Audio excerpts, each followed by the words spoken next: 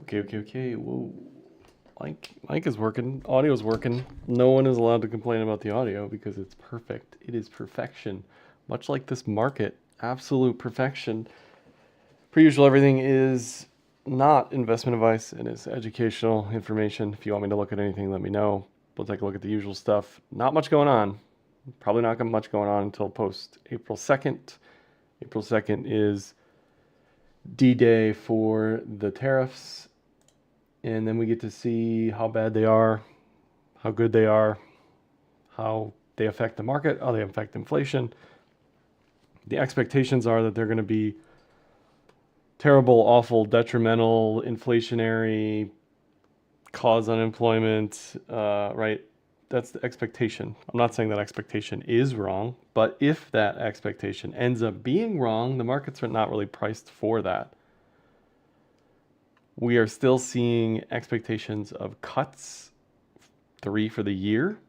There's no meeting until May. So we could see some data between now and May that could help juice the cutting odds.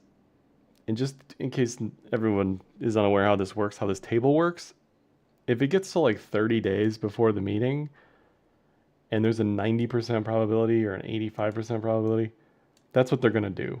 The Fed doesn't like surprising the market.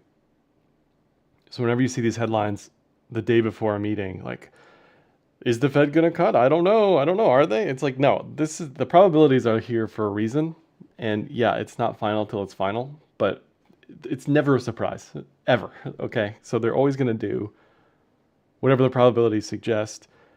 And if that isn't the case, they will go to Nick Timros at Wall Street Journal and they will leak something a week before, a month before, whatever. They will write the market, just as they did this meeting for the QT changes, which is a reduction in QT. So anytime you see a headline or people talking about cuts or hikes, just go to this, right? Nothing else matters but this, okay? Especially if we're talking a month before the meeting. So we have some time before the next meeting, currently not pricing in a cut. Are cuts even good? That's something else a lot of people just take for granted. They're like, oh, we want rates lower. Well, rates lower might mean slower growth, weaker economy. It may not actually be good for risk assets because the reason that they're cutting is not because of inflation normalizing, but because of growth concerns. Everybody's all bowled up on the QT changes, and I'm not going to disagree.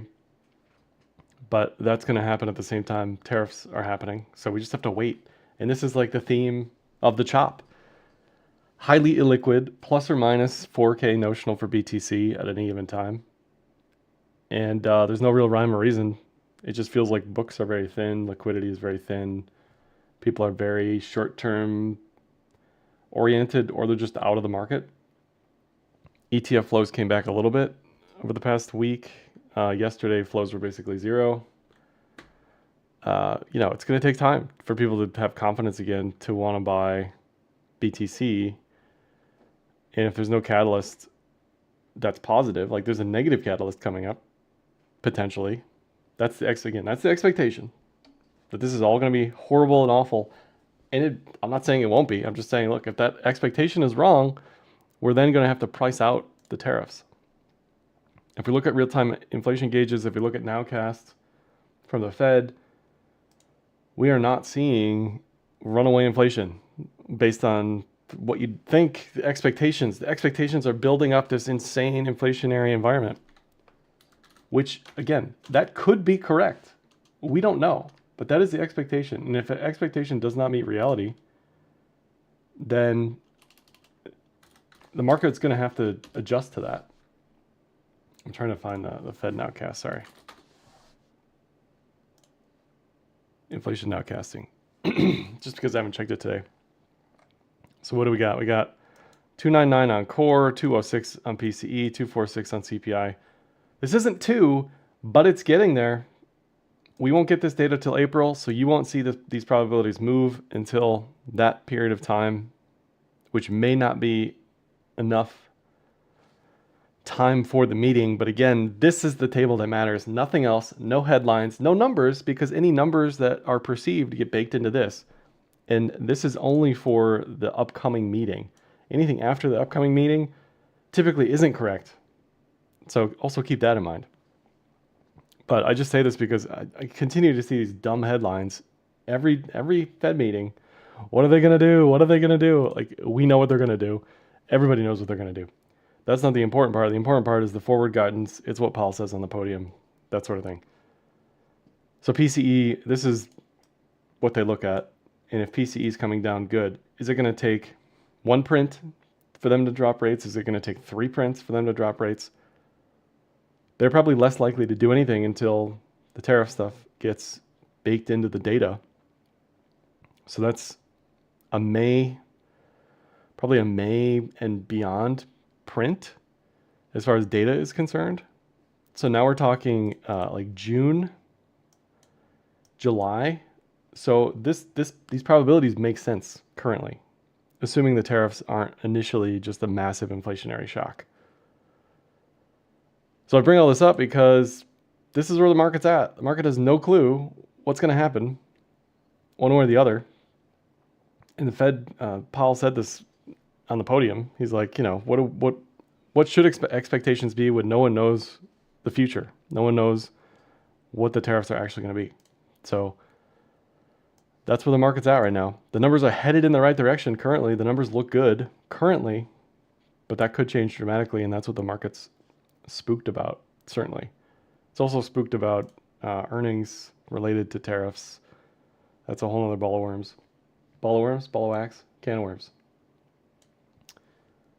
Unemployment looks fine. It is unlikely, based on what I'm reading, of all the estimates, of all of the Doge cuts, of all of the hundreds of thousands of jobs, it is unlikely that we see crazy runaway employment off that. This may get bumped to 4.3. It is unlikely. It's the same thing with, 2022, when all the companies were laying people off in the tech industry? That was barely a blip. In the grand scheme of things, it's barely a blip on the U.S. unemployment rate. Locally in D.C., in Maryland, Virginia, the DMV area, it is everything, right?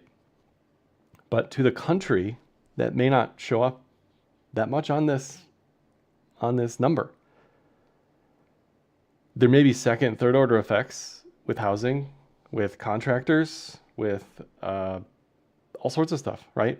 That may eventually show up on this data, but it hasn't yet, and it's unlikely to show up anytime super soon.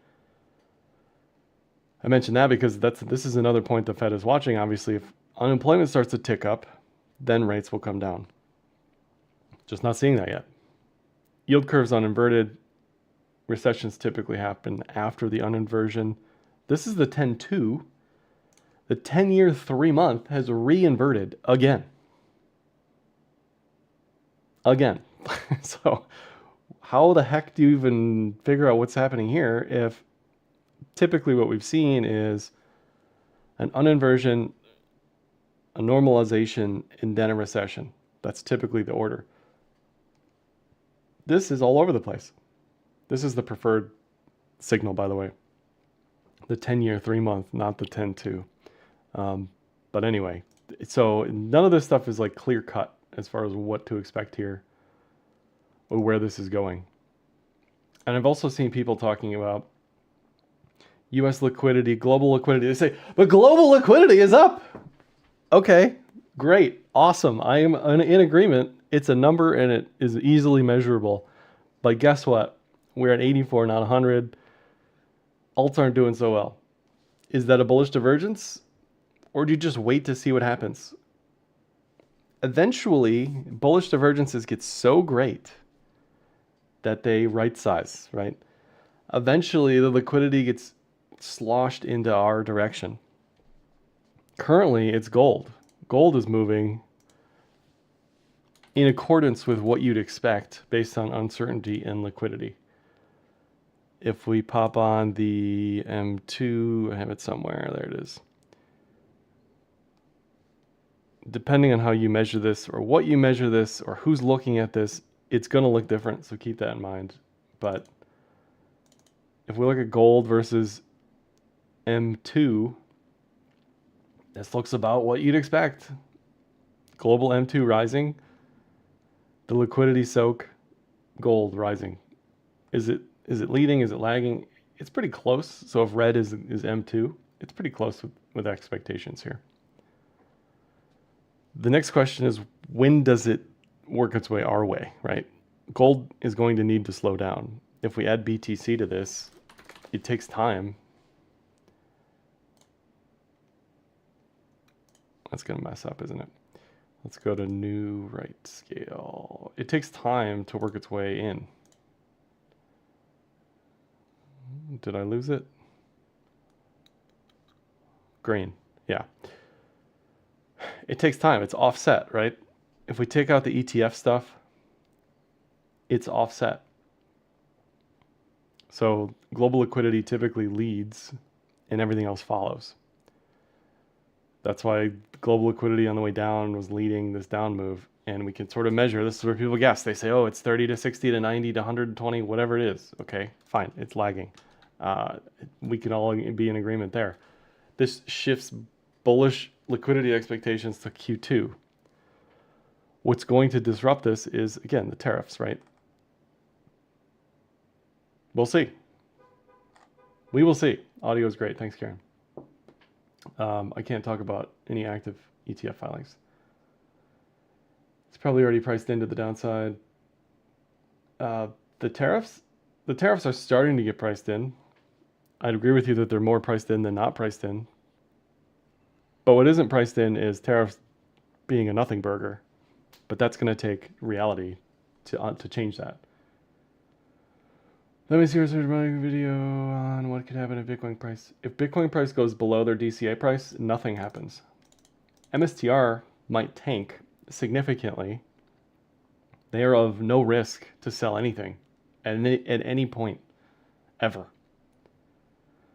So all of this, it very well may be a Ponzi or a Ponzi-like instrument with Ponzi-like qualities, but it is effectively a closed-end fund. It can go below, MSTR valuation can go below the BTC valuation, as it did in 2022 into 2023. There can and will be disconnects there, both up and down. This is not an ETF where there is a daily premium or a discount right sizing. MSTR can be whatever it wants to be. It can be 2x NAV, it can be negative 2x NAV, it can be 5x NAV. But the higher that multiple goes, the more likely that Saylor is to ATM and or other people to come in and put on that arb trade, right? I had MSTR up somewhere. We can start with MSTR.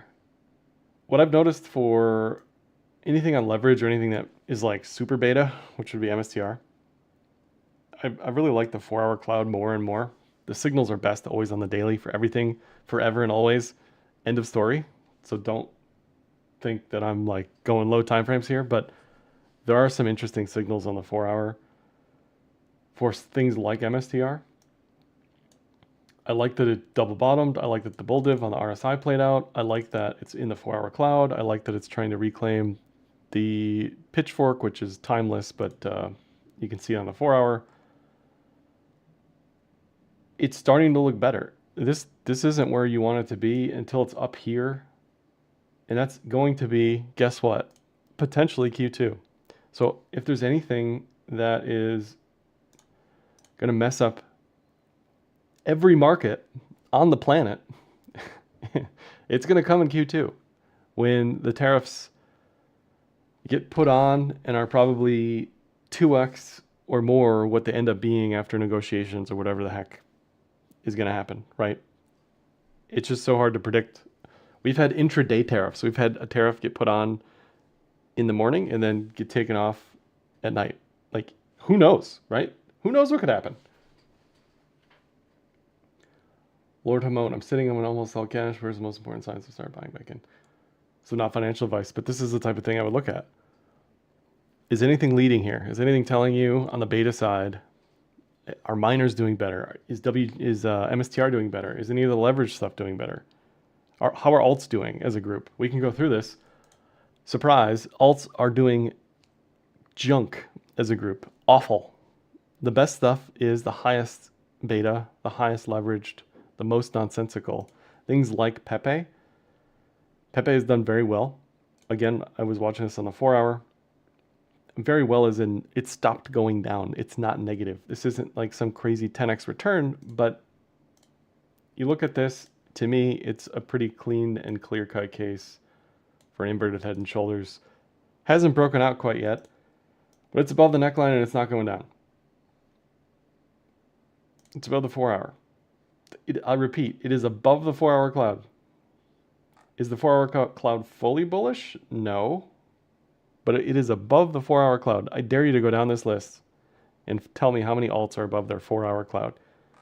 I'm going to guess it's going to be less than 5% of them. BTC, not above the 4-hour cloud. Not yet. It tried, got smacked down. Not yet. So there isn't a lot of anything going on out there. The other one, Fartcoin, again, it is what it is. The chart is the chart. I don't make the chart. The market makes the chart. The chart looks phenomenal. In a vacuum, it looks phenomenal. In a relative basis, it looks phenomenal. Like, why is this the case? I have no idea. Would I go all in here? No, but it's something to trade. It's something to do. But we're not really seeing a broadening out of bullishness, right? Like that isn't happening. ETH, I don't know why people are trying to trade this.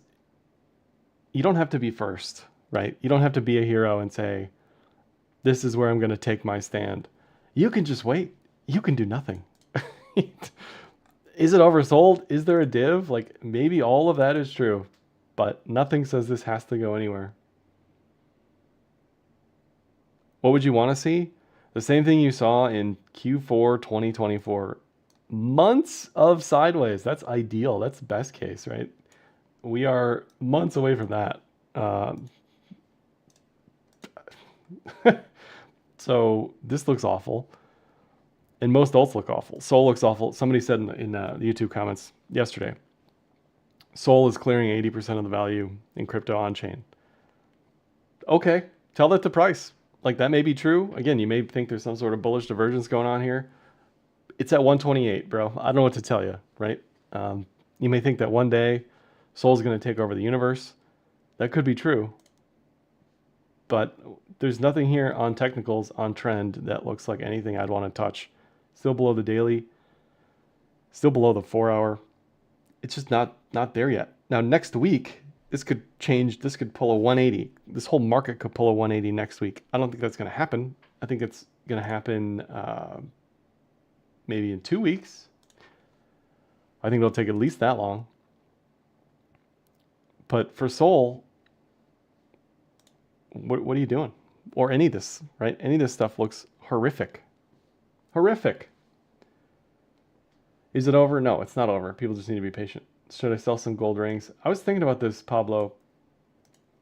I feel like last time when gold was... Let me find it. When gold was consolidating at the last level, I feel like it was it 23? I can't remember when we were hearing all these stories of people like selling all their gold. I think it was during this consolidation, where like the pawn shops were getting a lot of gold sales and whatever else. I don't hear too much of that up here.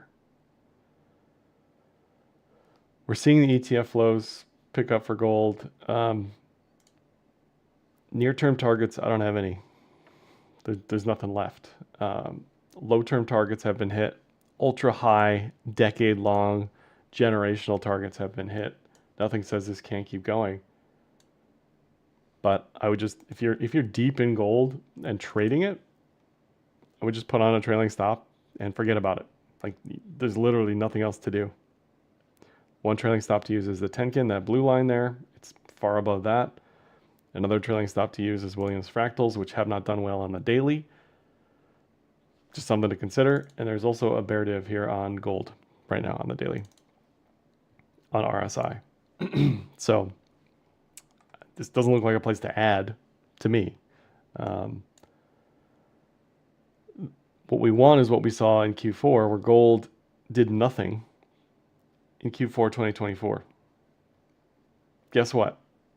Guess what did really great in Q4? Crypto. Guess what did really good in 23? Crypto. So they rarely move together. Eventually it trickles our way. But we do need gold to settle down a little bit.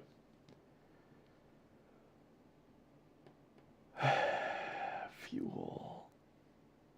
What else do I want to say on alts before we go into requests? Ripple. I've heard some people say they're bullish here.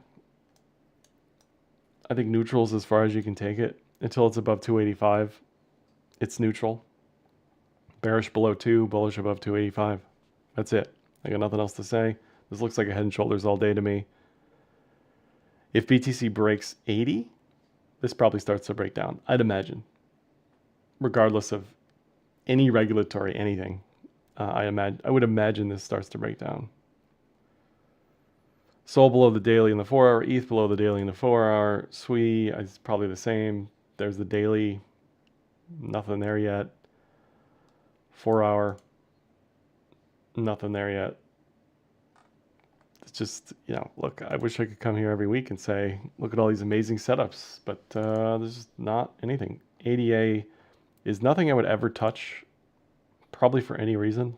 I've traded it previously, but nothing I'd ever touch again, probably. Even that being said, below the daily, below the 4 hour. What else is there to say? There's nothing else to say. You can justify this any way you want. You can pull some fundamental numbers. It doesn't matter. It just doesn't matter. Sorry, that's the reality. EPTC, straight down. Call me when it's above the daily cloud. Let's start there. Otherwise, I don't care. Doge, same story. Below the daily, below the 4 hour. It does have this parabola channel falling wedge. Sure, right. So if you're bullish any of this stuff, I have to say this every video because eventually this stuff's going to bounce. I would rather just wait, but I have to say this every video so I don't get angry comments from people. At any point on the way down, you could say, you know what? This looks like a good trade. I'm going to put my stop loss here and trade this to the long side. You can do that. That's a contra trend trade. They work out, but most of the time they don't because it's very hard to time the bottom. So if that was the case, I would want a 50% retracement. That would be the upside. So we can map that out with a long short risk reward here. We can say there's our target, our stop loss is there. That's an R&R of 3.5. On paper, it looks great. The reality is, I don't know the hit rate on that, right? Yes, it's oversold. Yes, it's down 80%. It's a trade. It's not one I'm going to take, but it's a trade. It has a defined risk reward. So there's that. But not for me. Pepe, like I said, it's one of the few. The key here is it's also starting to break the Tenkin, this blue line. Not only is it oversold, I shouldn't say oversold, not only is it down 80%, it's also showing some strength on technicals. If you go to Doge, I don't think Doge is back above. Yeah, Doge not quite back above the Tenkin. You can also use Williams fractals as an inverse. So if you assume people are short Doge, and where would their stop loss be, or where should it be theoretically? Somewhere up here, right? Most of the time these fractal levels aren't rocket science. It's just any local high or local low. But if you use the fractals as an entry for a contra trend trade, you could also say, okay, I like it. I like Doge a little bit there. I like Doge a lot more there. That's one thing you could do. I don't really talk about that often, but That's one way you can play the fractals on not just a trailing stop loss, but like a trailing entry system. But is this like an A+ setup? No. Trump will talk about it because why not? Not above the 4 hour. I don't care. I don't care. I just don't. It is what it is, right? LTC has been a mess. It's not above the 4 hour. It's not above the daily. It's ranging. Really nothing to say about that one. And the rest of this list doesn't really get any better. All right, let's see what Chad has to say. Curve is above, what's up, Ray? Curve is above the 4 hour. Says yes bit. Let's take a look. Let's take a look.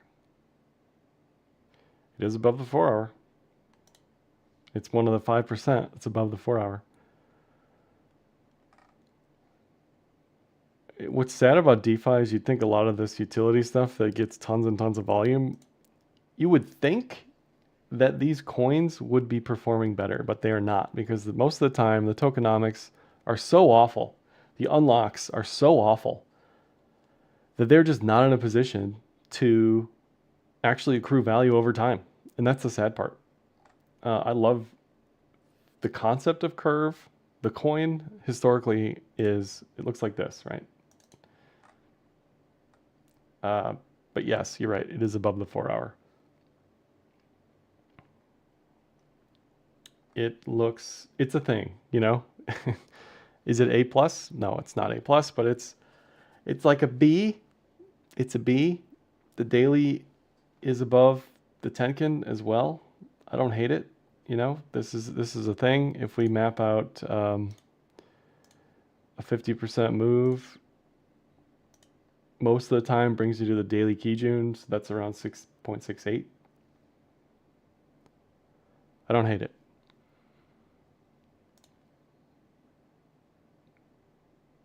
Aptos, no.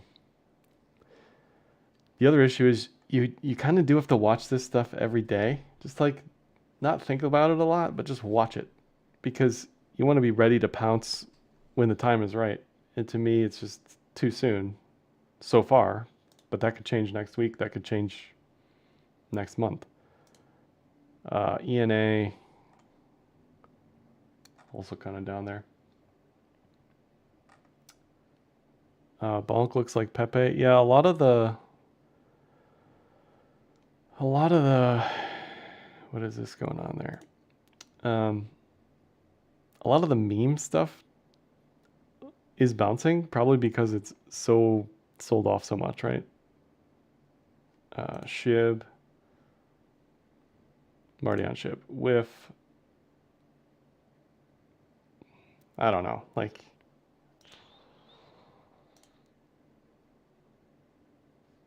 doesn't look quite there. Doesn't look quite ready just yet to me. Pepe still looks the best. I don't know why. It just does. Is this one on fuel? No. Someone in chat tells me this random coin that's probably on page who knows what looks good. Let's take a look. Oh brother. Oh brother, is this the right one? Brother, come on, brother. Maybe this isn't the right one. Okay, all right, this looks okay. Yeah. And again, like, I can't believe I'm saying this out loud, but the fart coin chart, similar vibes. You want to see nothingness for weeks. Weeks. Think of the KWeb chart, right? KWeb, this has been years in the making. It's done nothing for years. So yes, that makes sense. It still looks fine. KWeb still looks fine. TLT is another one that eventually will be TLT's time, but you really have to be patient. It's done nothing for years, right? Nothing for years. I wouldn't touch it here. I don't like the idea of long bonds. I don't like the idea of government debt, et cetera, fundamentals, whatever. But this is the type of thing you want to see. Nothingness for a long time, a base, bottoming, bearish capitulation, whatever. So yes, I will give it to you, Mr. Hold on. I gotta find his name. Mr. Crypto Fox. I will give it to you. 4-hour cloud. Looks good. What I especially like about this is it's been bearish for months. Now, is it probably likely that this thing gets to about here and then dies again? That's probably likely, right? But as a setup, it's a setup.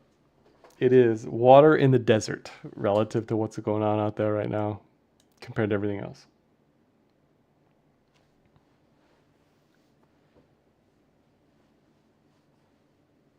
Yeah, Tron has also been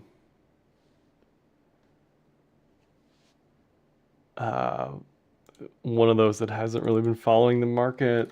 It historically kind of does its own thing.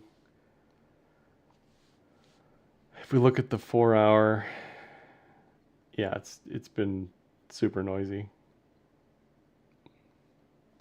Not something I would touch personally. What else we got?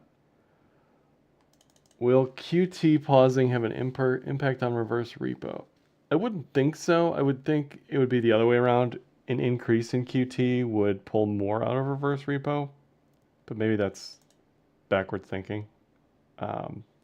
If QT represents a stress on the ecosystem, liquidity-wise, and there's like extra liquidity sitting in reverse repo, you would think, if we look at it, this goes back to the U.S. I gotta find it. The U.S. liquidity equation. The reason QT didn't really matter. If we pull up, what's this? Nope. Daily?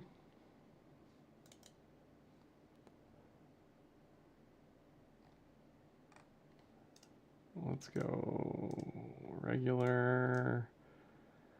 Let's invert this and then Fed. What's Fed balance sheet? I can never remember this one. I have it somewhere. Hold on.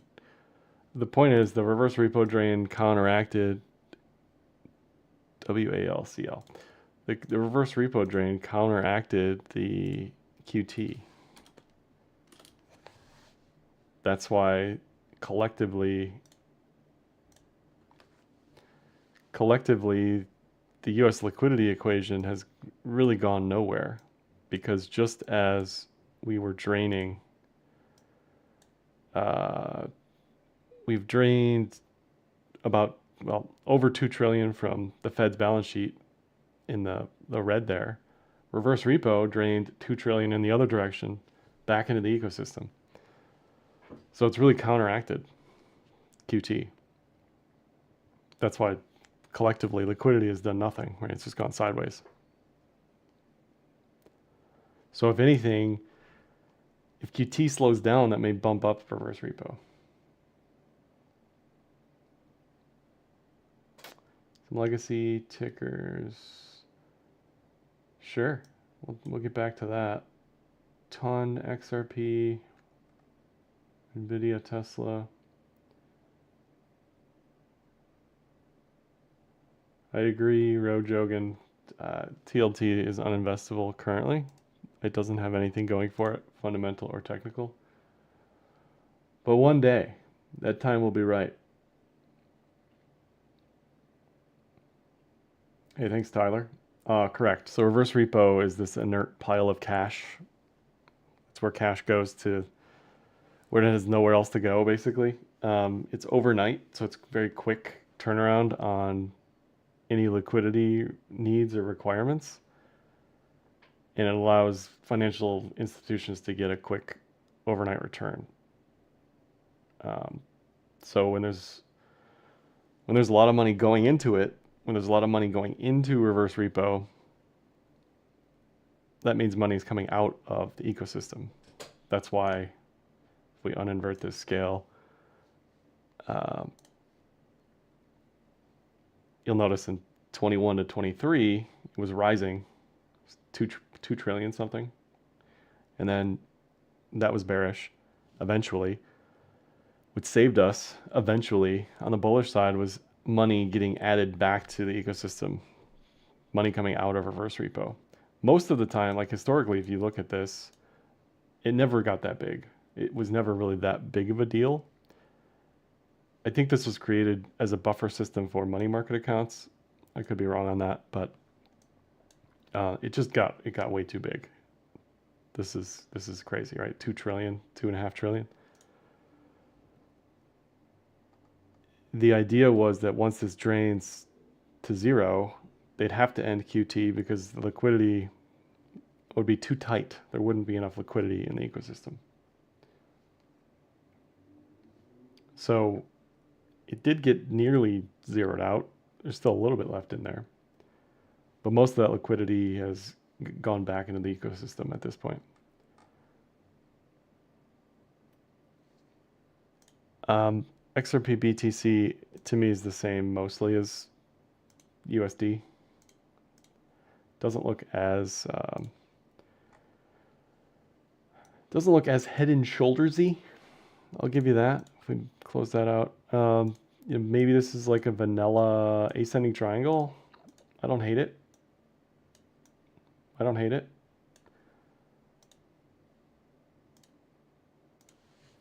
Something like this. It's just hard because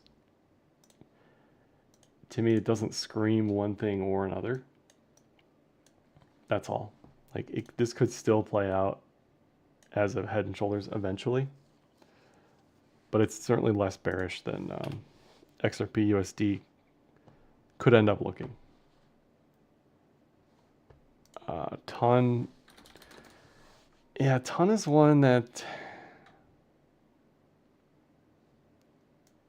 Let's go to a different chart. Everybody got all bulled up on it.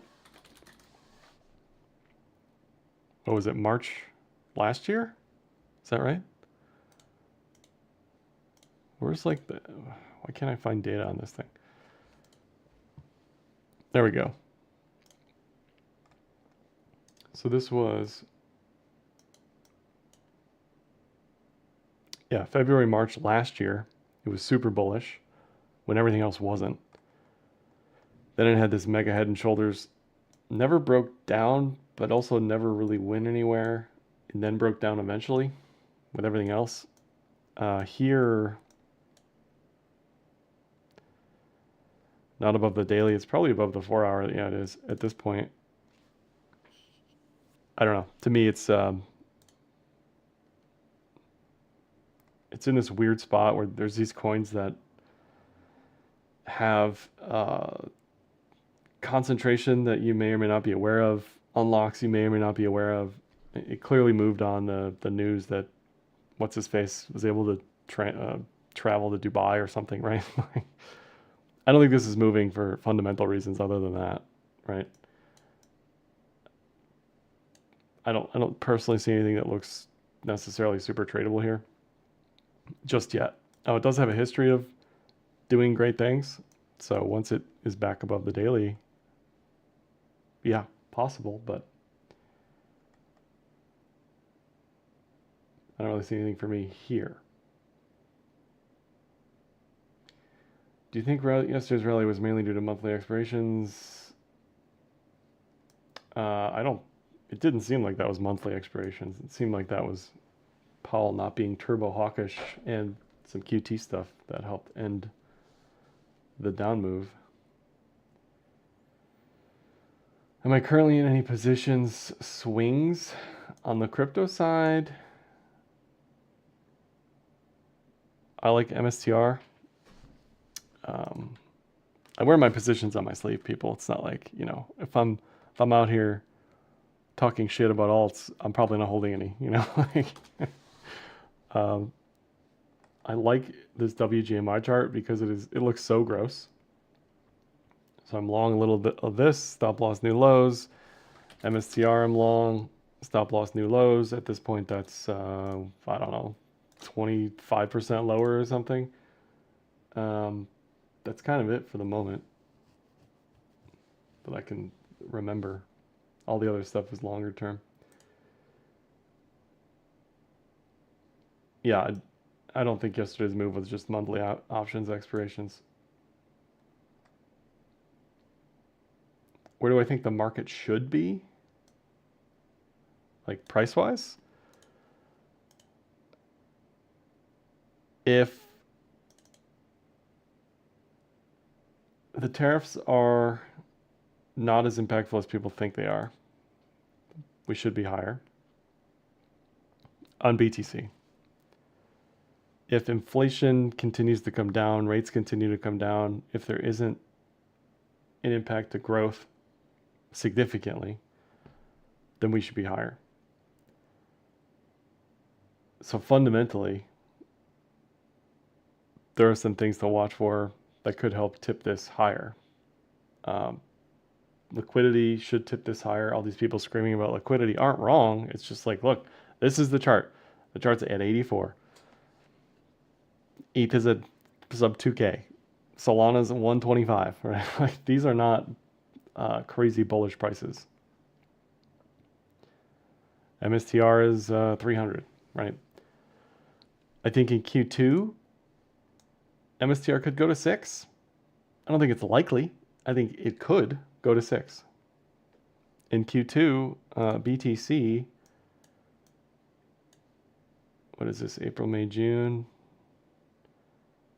In Q2, BTC could go to like 140. I think 125 is reasonable. But ultimately, it depends on getting back above the daily cloud or whatever trend metric you care about. That's really the most important thing. It's one of those things where like, I'm not wrong, the market's wrong. That's basically what you're asking me. I think we'll get there. So long as we don't make any lower lows here and things don't get super angry, we'll get there. All right, let's go to legacy. Let me scroll up here. Somebody was asking.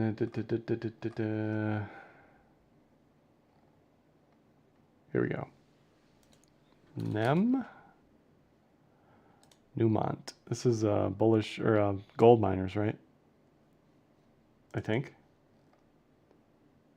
The metal stuff all looks good to me. GDX is probably my preferred way to view gold miners. Looks phenomenal on the daily, the weekly. Looks great. It's breaking out. Love it. What was I just going to say? Copper. Is there a copper ETF? There's got to be. I'm sure there's a copper ETF, but copper futures look phenomenal. Is this inflation? Is this utility AI expansion? Is this war related? Is this economy related? I don't know, but it looks good. I don't care what it is. It looks great. It looks really good. On the weekly, on the daily, looks great. So Newmont to me looks less good compared to GDX, but I do like that it has reconsolidated. You know, the train is boarding, right? The train may go nowhere, but the train is boarding as this stuff pulls back up. The train was boarding back here, and it took off. Train boarding here, it may not take off, but if it does, and this is a cup and handle, which the cup and handle police are going to come after me, but if it is, that would be the level, 57 to 64. EWZ Brazil. Looks similar, doesn't it? A little bit of a cup and handle, end of a downtrend. It kind of looks like these 4-hour crypto charts, you know, where it's like just maybe on the cusp of something. What I don't like is back here, it teased a breakout and never quite got there. But what you could do in this case is just wait for the cloud to flip green and do nothing until then. You know, like you want to be super sure that this thing flips. It is in a pretty nasty, just nastiness, tons of nastiness. It has a history of nastiness, right? Just flat, down, ranging. But yeah, on the daily, maybe soon. BE Bloom. Bloom Energy. Very tight flag up there. Looks good on the daily, looks good on the weekly. I wish the crypto charts look like this, right? Doesn't look bad. Doesn't look bad. It has a bearish DK cross, but I like it. Kind of reminds me of my XLE chart. This is the energy ETF. Talk about a history of disappointment.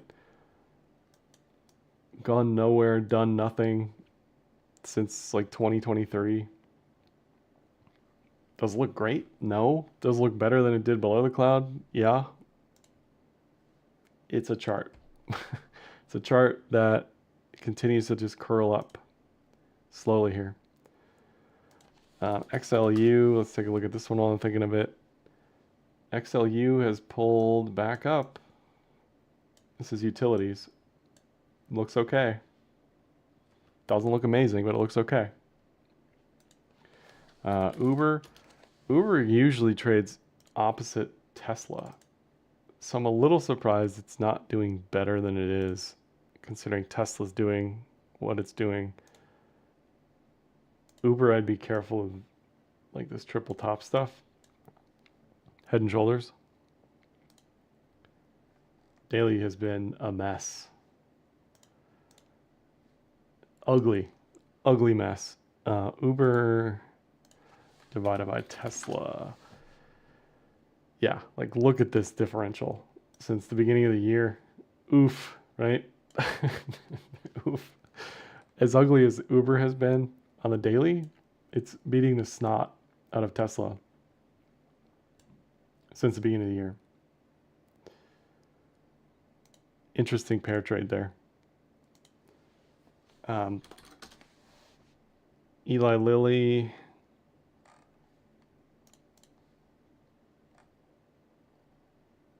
Not really much going on.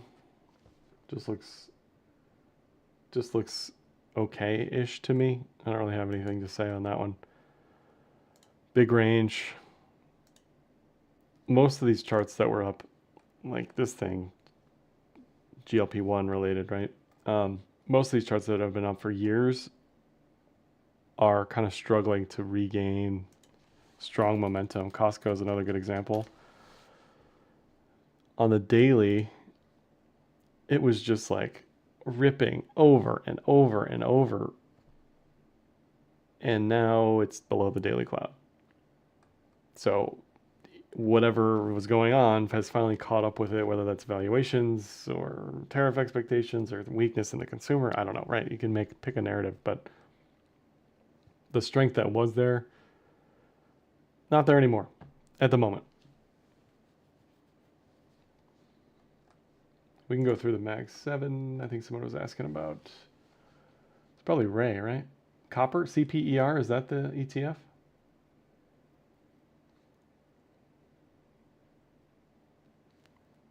Hold on, let me look.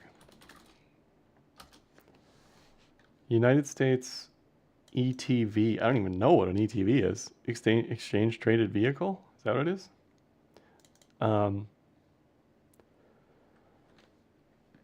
Looks good. Is it late? It's probably a little late.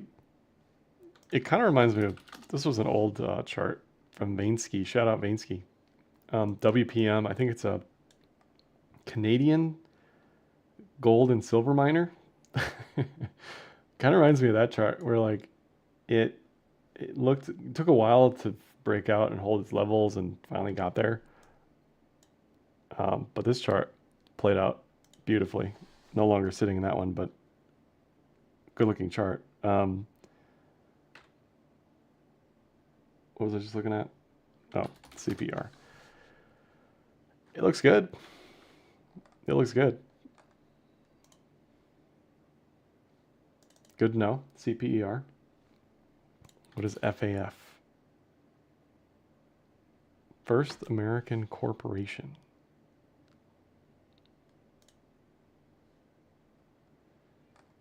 Not really much going on there. Kind of reminds me of IWM. Like, if you think crypto is depressing, imagine being one of these people who has to trade small caps, Russell 2000. This thing is just ugly. Ugly, ugly, ugly. It's down 16% since last year. Was down 20% at some point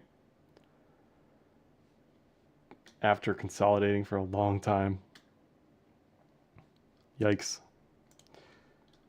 That's a yikes. I can't talk about the ETF stuff, guys.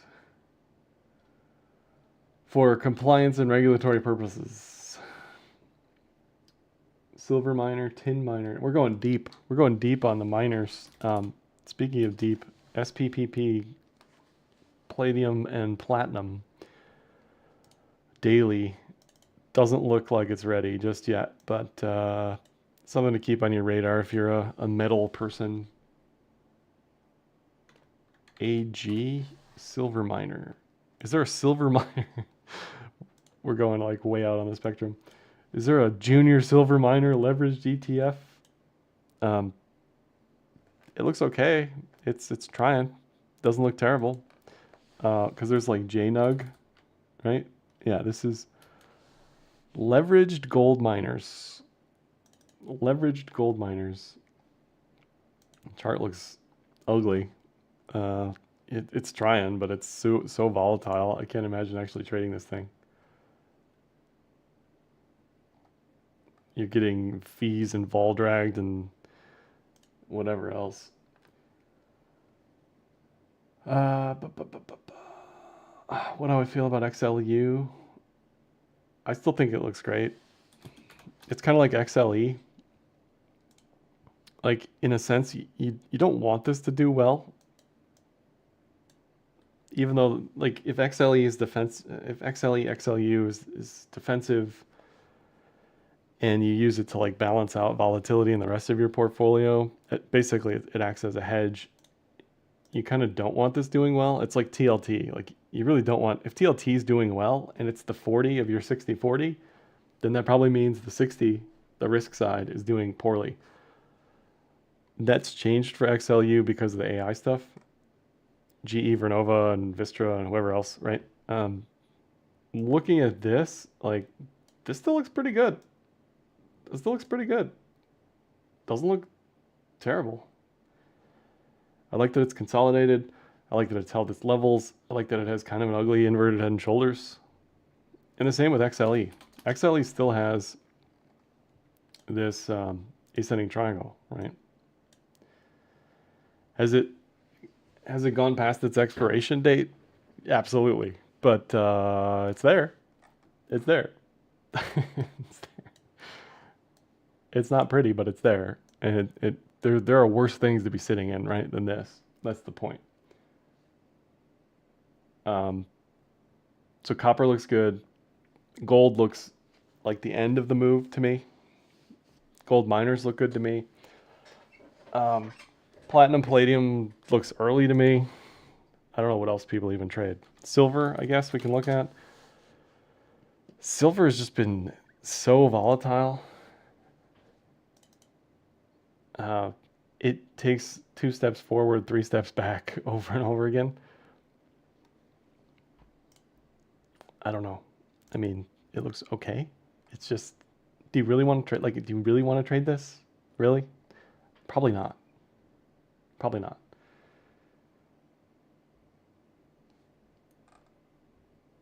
So I don't really like silver personally. Like, I would rather wait on the SPPP trade or sit in cash than trade silver. But that's me. Copex is another one. You would think copper miners would look better, but this chart really doesn't look great. Like, is there anything to do here? I don't know. It's just been so volatile. So like you I don't know, like you could watch a diagonal, but like, is this really worth touching here? I don't know. It's just all over the place. Uranium's kind of the same. I'm still bullish on the eventual need for more uranium and supply demand to catch up there. That's why I like uranium. Does it look great here? No, it does not look great here. I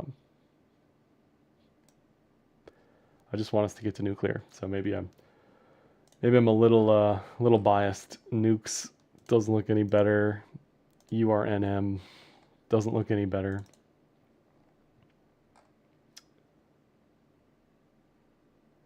Gave up on silver. Yeah, exactly. Silver, that's why I say, like, if it has a history of performing all over the place, like, it's one of the reasons why people love Bitcoin so much. It has a history of having cycles. It has a history of bubbles. It has a history of doing very well. So if you don't have that, if you're just always volatile all the time, it's harder to get more money into that asset. CCJ, I don't really see anything here, personally. You're hoping that this isn't a double top, or maybe it's like a, I don't know, it's whatever this is, it's ugly. Right, again, just volatility all over the place. Nothing really to say.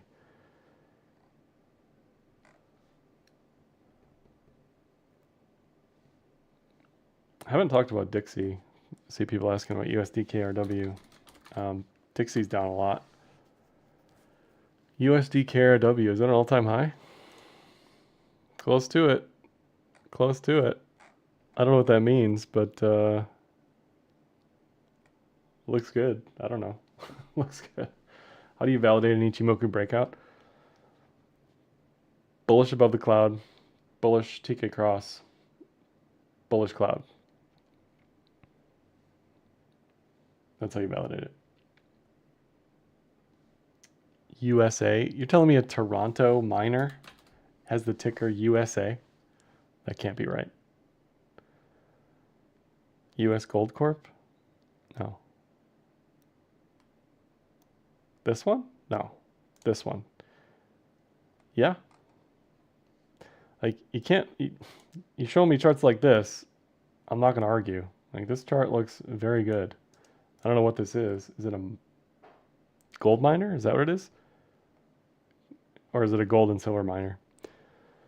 It's like, yeah, I wish crypto charts looked like this, right? I wish other stuff looked as good as this. It also helps when you're validating these breakouts that it has been clearly bearish for years or clearly bullish for years, and then flips, right? Like this was unquestionably bearish for a very long time, and now it has had a change of character. Measuring this out, maybe like 150 to 2. That's a really funny ticker though. NLR, I have a hard out at 3, so we got to stop there. NLR, yeah, not really much going on. Kind of like the rest of the uranium stuff. Not really much going on. On the Mag 7, quickly in the last couple of minutes here,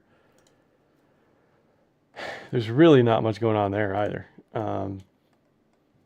Nvidia's lost all of its momentum. It's just flat. Apple, down, bear flag, flat. Microsoft, flat, down. Meta lost all of its 2025 gains probably at this point. Netflix, no momentum. Amazon, down. Google, down. Tesla, down a lot. This probably breaks down based on how this looks. It looks like a bear flag. Looks like a bear flag. Doesn't look good. It's mega oversold. There's probably a div. Yeah, there's a bull div on this that's trying to happen, but yeah, Mag 7 don't look good. So not really much out there in the equities land. It's really all kind of gold, silver, miners. Alts look like junk. Yeah, not much going on. That's all I got for this one, guys. Ladies and gentlemen, thanks for hanging out.